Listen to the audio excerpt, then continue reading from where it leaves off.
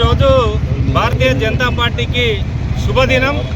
మా నరేంద్ర మోడీ గారి నాయకత్వాన్ని మెచ్చి నచ్చి ఇప్పుడు ఉత్తర తెలంగాణ మొత్తం క్లీన్ షిప్ అయింది.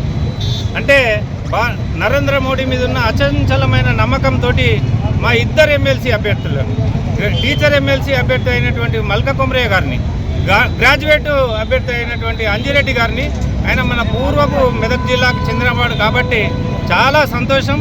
వీళ్ళందరినీ గెలిపించిన ఉపాధ్యాయులకు కానీ గ్రాడ్యుయేట్లకు కానీ మా భారతీయ జనతా పార్టీ పక్షాన హృదయపూర్వక ధన్యవాదాలు తెలియజేస్తూ ఉన్నాను. ఇక మునుముందు రాబోయే ఎన్నికలలో కానీ స్థానిక సంస్థలు కానీ మున్సిపల్ కానీ తప్పకుండా భారతీయ జనతా పార్టీ జయత్రయాత్ర కొనసాగుతుంది. మా లక్ష్యం నేను అధ్యక్షుడు అయిన తర్వాత ఒకటే నిర్ణయించుకున్నా, సిద్దిపేట మున్సిపల్ బల్దియా మీద కాషాయ జెండా ఎగరవేస్తామని ఘంటాపథంగా తెలియజేస్తూ భారత్ మాతాకి